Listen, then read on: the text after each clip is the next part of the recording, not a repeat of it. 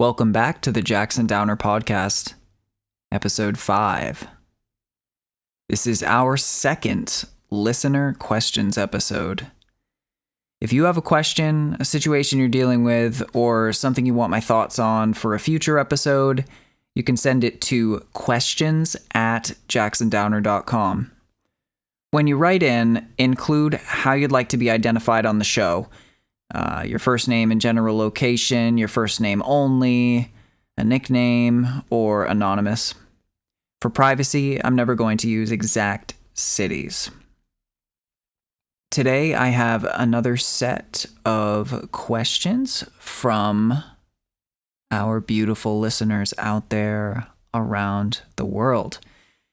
And just as a quick synopsis, they cover things like dealing with a family member who dismisses your feelings, never allowing yourself to feel proud of what you've accomplished, walking away from a career you've spent years building, deciding whether to have children,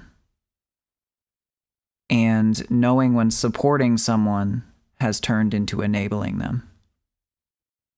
So let's get into the first question. And the first question is from Rivers, who is from British Columbia in Canada. Rivers says, "Hey Jackson, it's Rivers from British Columbia in Canada. And my question for your podcast is, how do you deal with a family member who doesn't validate your feelings? I'm starting to realize that my needs weren't being met for multiple years and were being constantly pushed to the side." Well, Rivers, thank you for the question, and it's a good one.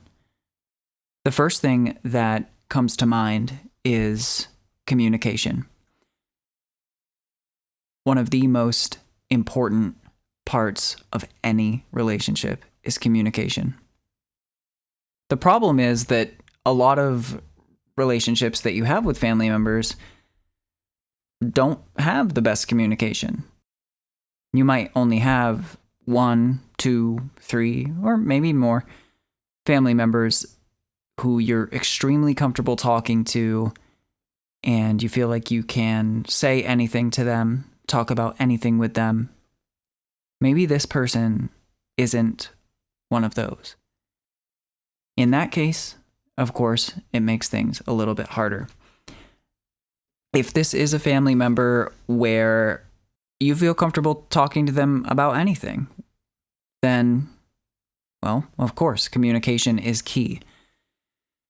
You need to let them know how you feel, as uncomfortable as it is, because the flip side is you continue going the rest of your life with your feelings not being validated and you harboring resentment toward them, when you could have just most likely communicated this with them and they realize, oh, wow, I had no idea, that I was not considering Rivers in whatever it might be, big decisions or anything.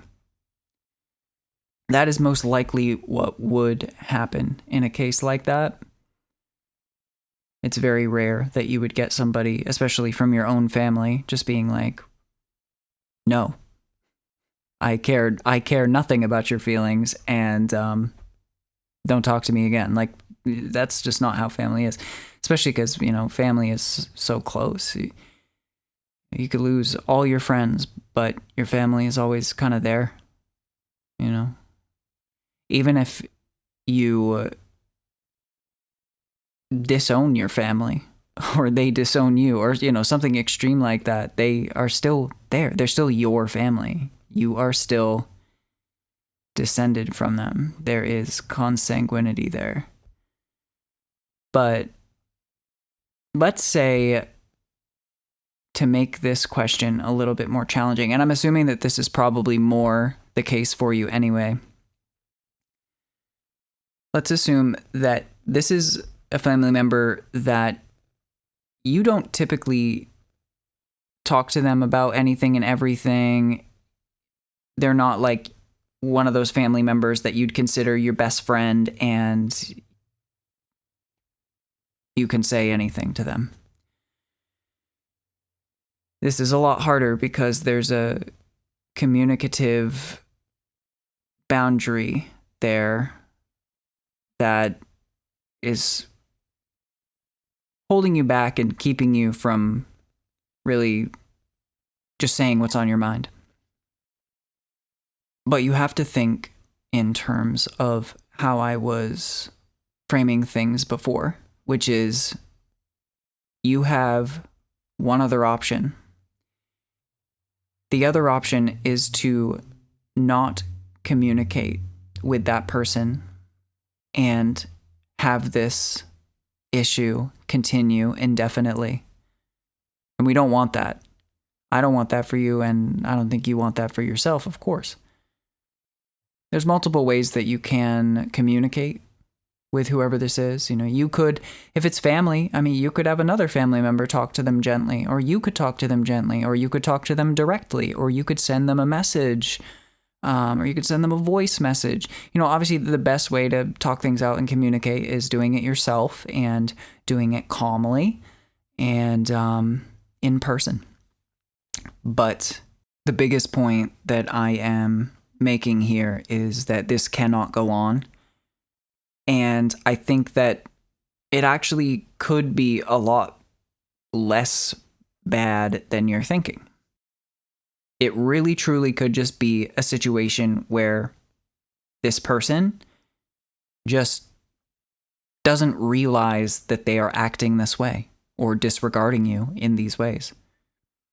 And as soon as you communicate this with them and let them know how you're feeling, well, they might just be like, oh my goodness, I am so sorry. I never knew that. I never knew that you had felt this way. I am so sorry. Like, what can I do? Or I'll just make sure I ask you. There's a high likelihood that that could be the case. I think it's far more likely than this family member being being intentionally malicious about this. But maybe they are. And if they are being intentionally malicious with it, then communication's going to be just as important. But at that point, it'll just come down to how you handle the modality of communication. You might choose, if you really truly think and know that this is a intentionally malicious situation on your family's part, or your family member's part, then you might want to just send a message and, keep a distance in case it blows up or something like that in person. But thank you for your question. Hopefully that helps. All right, question number 2 comes from Maya in Arizona. Maya says, "Hey Jackson, I've noticed that I have a really hard time feeling proud of anything I accomplish. I can spend months working towards something, but as soon as I achieve it, my mind immediately moves on to what I should be doing next or how I could have done it better. From the outside, I probably seem ambitious and disciplined, but internally, it feels like I'm never allowed to arrive anywhere. Part of me worries that if I become satisfied, I'll lose the drive that helped me improve in the first place. But I'm also starting to wonder what the point of accomplishing things is if I never let myself enjoy them. How do you stay ambitious without constantly moving the finish line and making yourself feel like nothing you do is enough?" I love this question, Maya. This is one that definitely I can relate to on some levels. Although I don't have this particular issue, I am the same sort of person that you are in terms of constantly working and achieving and doing. So that's great that you are such a hard worker and so ambitious, but so it seems like your issue really lies in the area of not being able to feel accomplished and satisfied when you complete your next objective or your next goal or your next project. I feel that. I do. And I think that's just kind of how it is. And that is the human psychology for you. When it comes to us humans, the process is actually the most enjoyable part of these sort of things.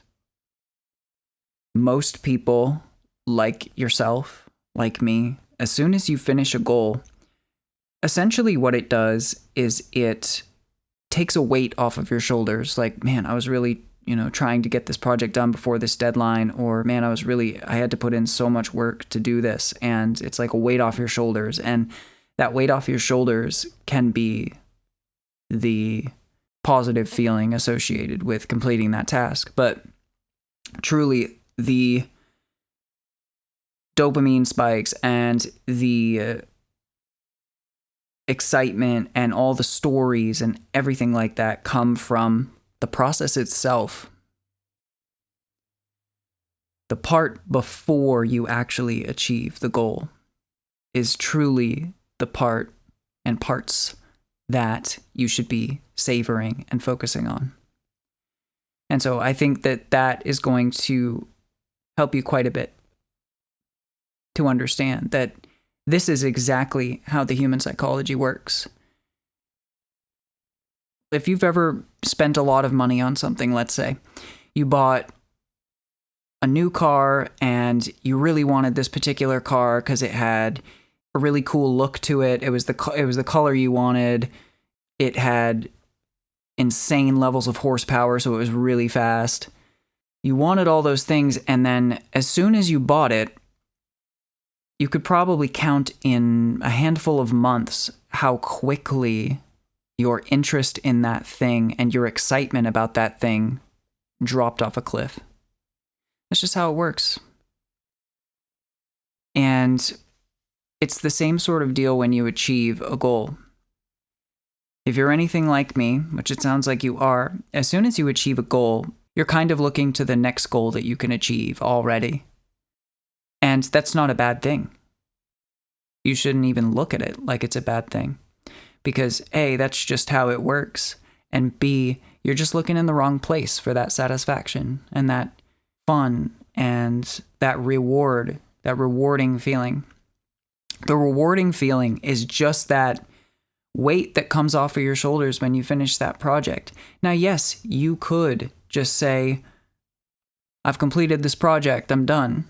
No, of course, you're a hardworking person that loves doing things, and whatever it is that you're doing, you thrive on that work. And clearly, it sounds like you must enjoy it to a degree, because it's not very sustainable to work like that and hate the process. You have to enjoy the process. And this is what I always say, and it is exactly how it is for me as well.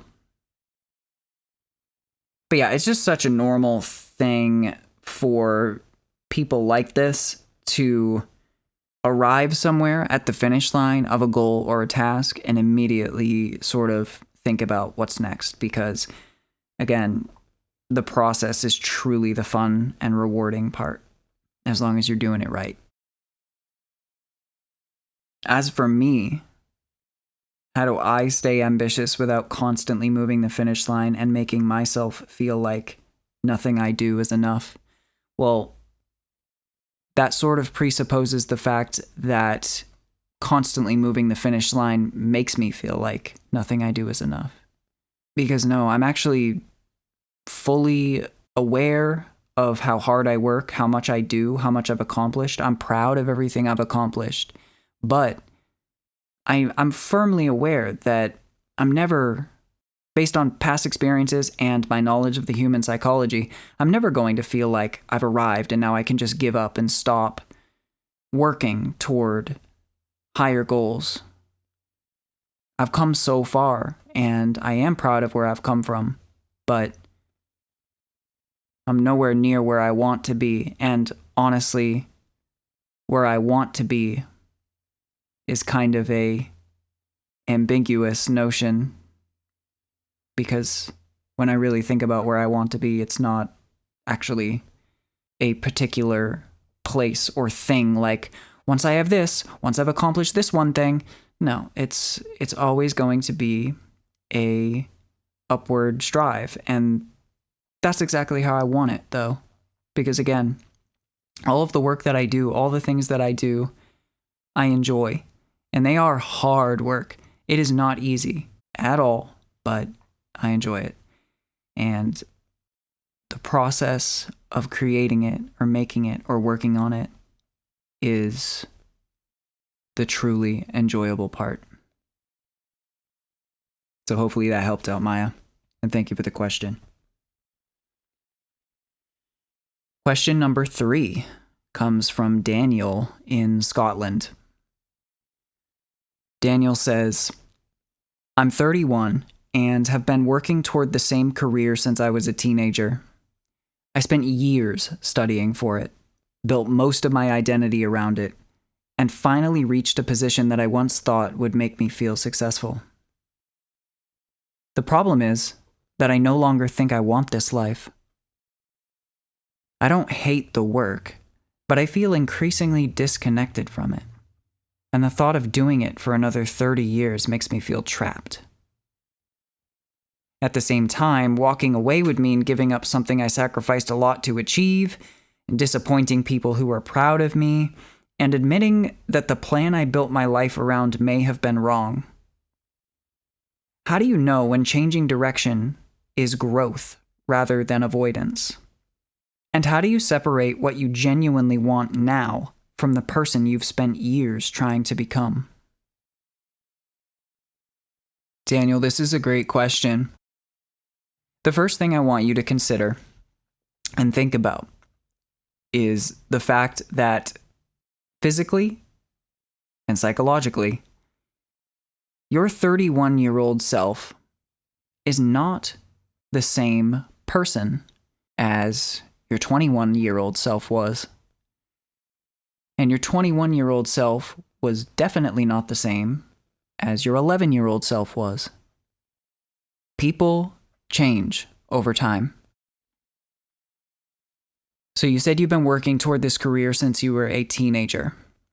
At that time, again, you were a very different person than you are now, with half or more than half of the life experiences that you currently have. Like I said, people change and can change so drastically over time.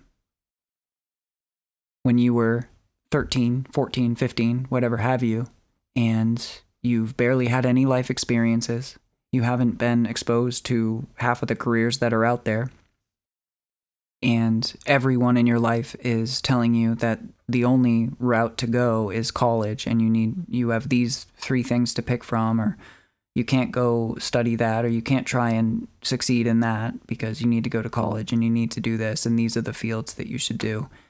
Like, your parents might be disappointed if you don't choose a particular thing and you're still living with your parents as a teenager. Your teachers and guidance counselors might be sort of guiding you a certain way. And that doesn't mean that they aren't well-intentioned, because I think that they are. These people want you to succeed, of course. But when you graduate from your teenage years and your high school years and all these things, you start to realize that the adults in your life who you used to look to for all the answers actually are just as confused as you are, actually have none of the answers at all, just like you don't. We are all just trying our best. And what's best for you is not best for someone else. And that's something problematic that parents can end up doing to their children, is projecting their failures onto their children. Like, maybe, this particular child's father never got to make it onto the varsity football team. So even though his son isn't necessarily super into football, his father really kind of pressures him to do this and really wants him to get on the varsity football.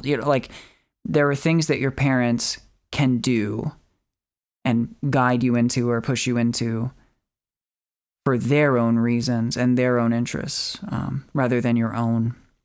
And so I don't know what concatenation of circumstances brought you to the career that you're in now.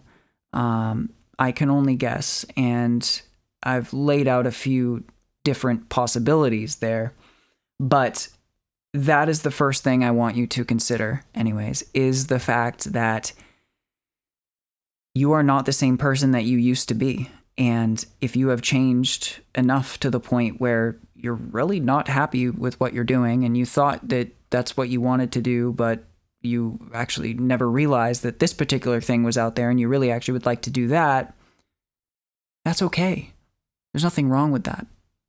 And my advice here is you don't hate the work, but you feel increasingly disconnected from it, and you're feeling trapped at the thought of having to do it for another 30 years. And you're worried that if you walk away, you'd be giving up something that you sacrificed a lot to achieve. And you disappoint people around you, and that you would be admitting that the plan you built around your life might be wrong.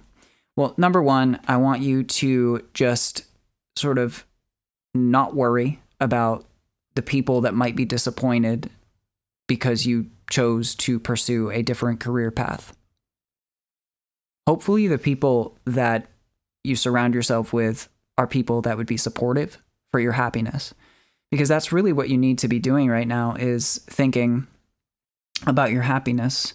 I don't know if you dislike the career or if you just truly just feel disconnected. I mean, I can't imagine that you feel engaged and happy doing this if you feel disconnected from it, yet don't hate it. That is what you gave me in your question, is that you don't hate it and you feel increasingly disconnected. That is not a positive thing. And if you are extrapolating out the next 30 years of this job in your mind, and it does not give you a good feeling, then absolutely consider something else. There are ways to do this intelligently. Of course, you should not be just quitting your job before you have another job in line, things like this. But start exploring new possibilities for yourself. Because yes, the job that you do, for most people, in most cases, is the thing that you have to do for the majority of your time every single day, for the majority of the days of every single week. So the thing that you spend more of your life doing than anything else, other than sleeping, needs to be something that you at least enjoy a little bit. Not feel trapped in, not feel disconnected in. And so if you are not feeling any level of enjoyment and you think that you'd be happier doing something else, there's nothing wrong with that. And in fact, you should pursue it. At least look into it. Because in large part, growth is change. And the big point here is that you are not the same person as you were when you were this teenager making a plan for your life. Some people do get lucky and they stay pretty stagnant in terms of their interests or career interests, more specifically, for their entire life. And that's great, you know? Plenty of people do not waver in their career interests, but you are not one of those people. And so you need to act accordingly because, again, you need to protect your happiness. There's a lot more to life than just your job. And you definitely need to make sure that the thing that you're doing for most of your day and most of your week is something that you at least enjoy a little bit. Question 4 is from Priya from New Zealand. Priya says, "My partner and I have been together for 6 years, and we have reached the point where we need to make a real decision about having children. He's confident that he wants them, while I keep going back and forth. I can imagine loving a child deeply and building a meaningful family.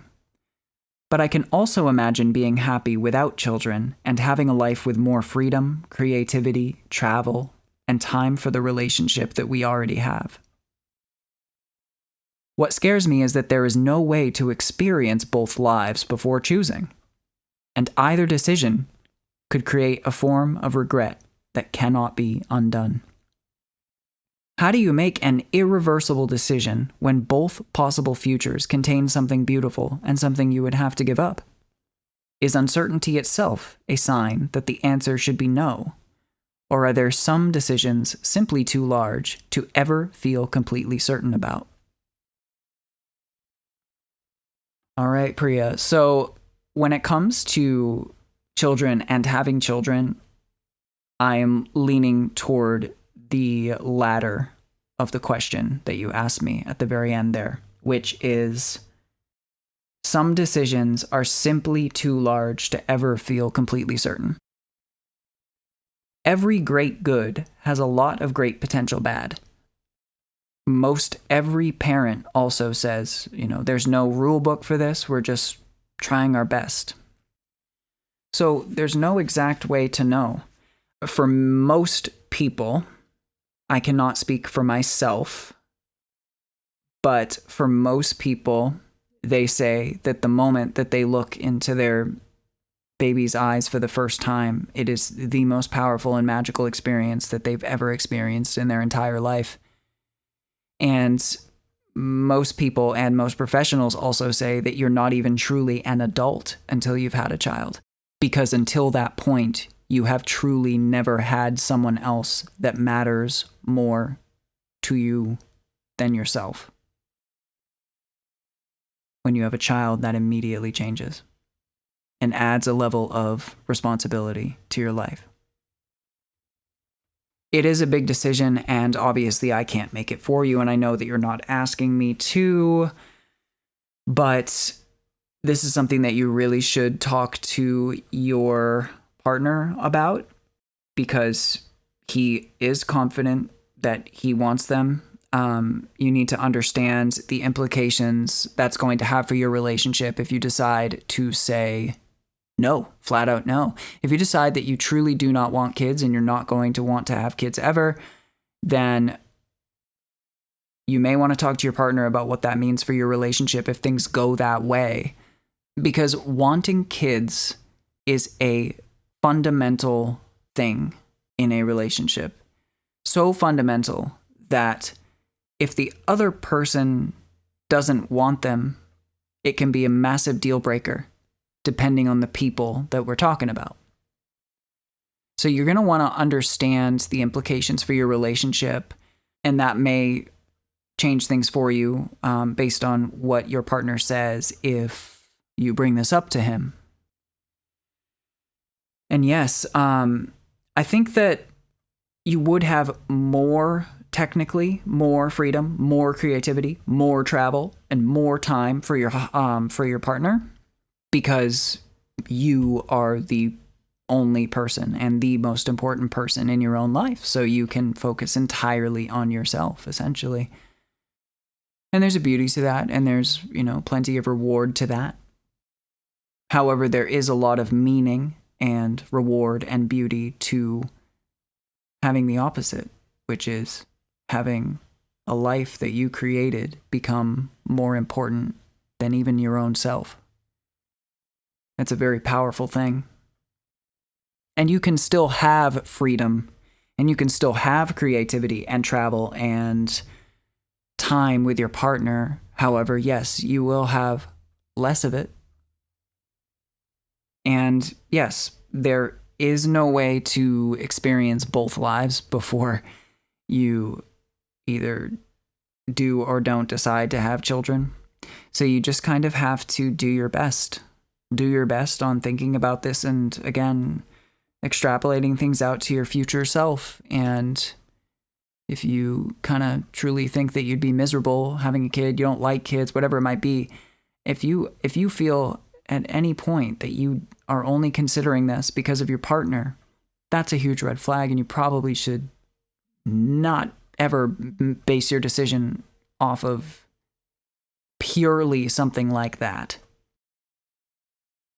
But yes, there are truly some very large decisions that are just impossible to really ever feel certain about, because again, big decisions and things that have the potential to create great happiness, joy, meaning, and positivity in your life also have the capacity to do the exact opposite.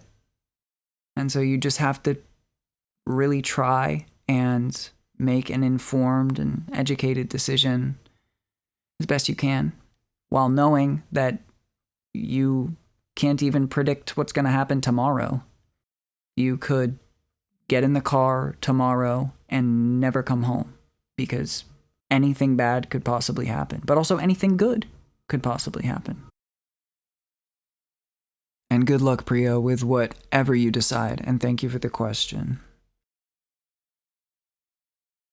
All right, question number 5 is from Noah from Massachusetts. Noah says, I have a close friend who has been going through one crisis after another for years. I care about him, and I have spent a lot of time listening, giving advice, helping financially when I could, and being available whenever something goes wrong. The difficult part is that he rarely follows through on anything that might improve his situation. He asks for advice, agrees with it, and then repeats the same choices. I'm starting to feel really resentful and emotionally exhausted. But I also feel guilty because I know he genuinely struggles and does not have many other people. At what point does supporting someone become enabling them? How do you set limits with a person who may actually need help without feeling like you're abandoning them? And are we sometimes responsible for protecting ourselves, even when doing so means letting someone experience the consequences of their own decisions? Wow. Yeah, Noah, that is really tough and extremely frustrating, right? Because as the friend and as the person sort of seeing things from the outside, you can see how simple and easy it probably seems for this particular person to sort of pull themselves out. It can be really frustrating because you know that if this person, your friend, had followed even just some of your advice, they'd be in a far better place right now, most likely. But of course, what might be easy advice for you to follow could be a major mental hurdle for your friend. I don't know what he's going through and what the exact situations are, but for anyone, their mental challenges and mental struggles, or what's easy or what's hard, physically or mentally, can be vastly different from what is easy for or difficult for us. And the other thing is, with helping anyone out from a tough or bad situation, they have to want that help. They have to want it for themselves. And you can give them advice all day. You can toss money at them. You can do whatever it is that you've done to try and help, which is a lot, by the way, and good on you for really trying to help him. But he has to want it.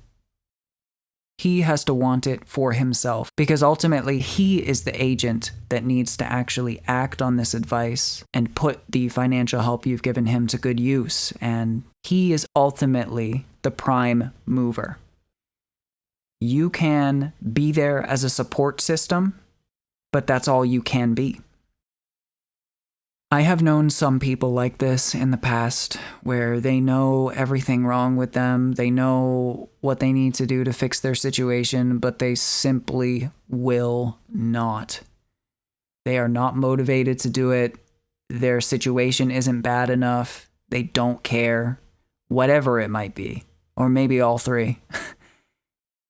It is really frustrating to see that person, because from our perspective, we're thinking this person is such a mess. Like, I can't even believe that they can live like that. And all they need to do is just these few things and they'd be like so much better.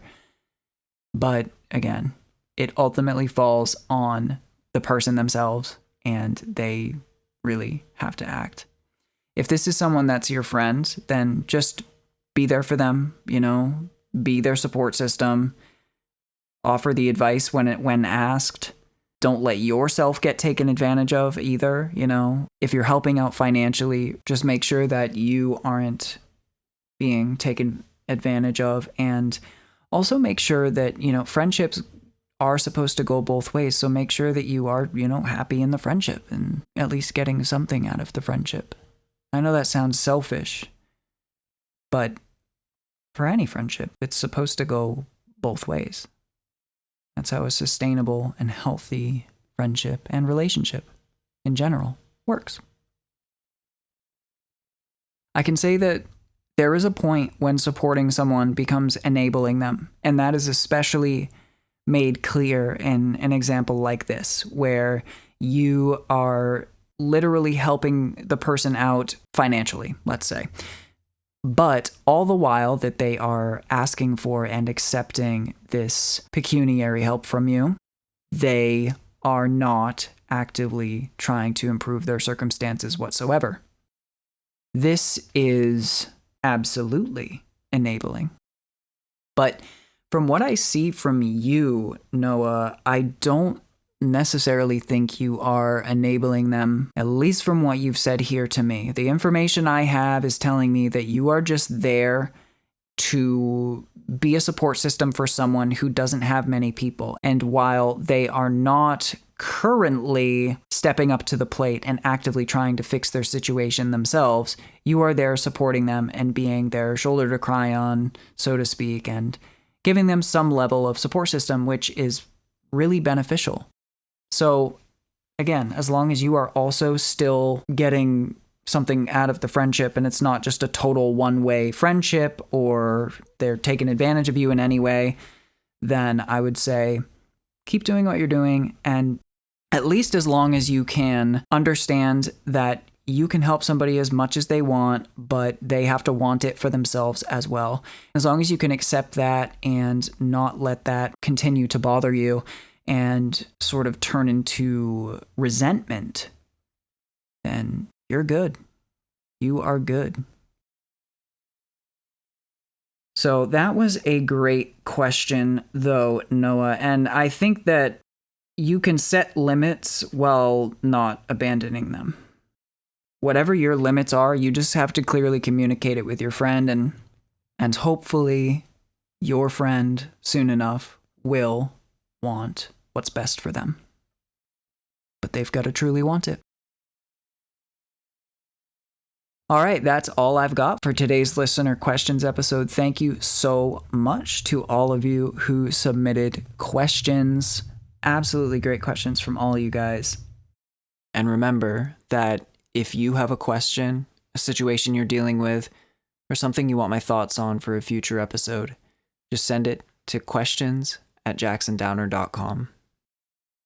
Thank you all so much for listening. Much love to you all, and I'll talk to you in the next one.